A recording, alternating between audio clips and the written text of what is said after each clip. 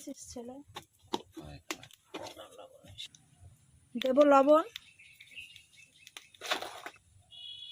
হলুদ দিয়ে একটু মাখিয়ে নেব।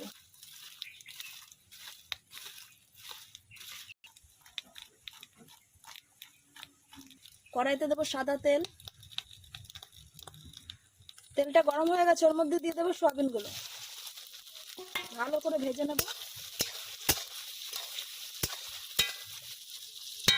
সয়াবিনটা ভাজা হোক, এদিকে আমি বেটে নেব লঙ্কা, আদা, রসুন, এই তিনটা আমি বেটে নেব।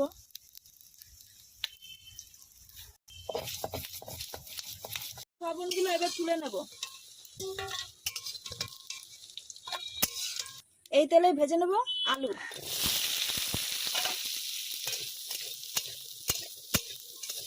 লবণ, হলুদ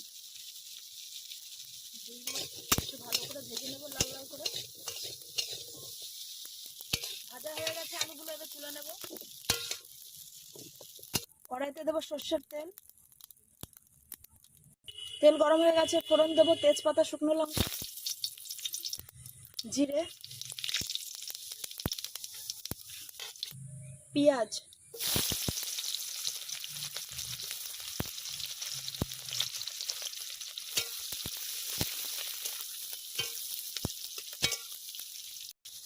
টমেটো কুচি,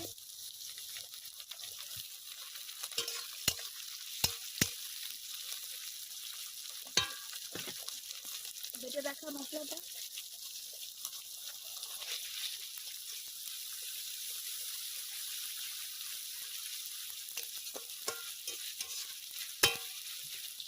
লবণ, হলুদ, কাশ্মীরি লঙ্কার গুঁড়ো,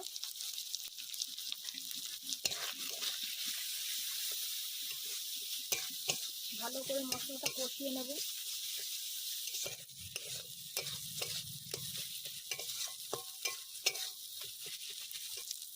মশলাটা ভাজা হয়ে গেছে, তেল ছেড়ে দিয়েছে, এবার এর মধ্যে দিয়ে দেবো আলু। ভাজা আলুটা দিয়ে দিচ্ছি।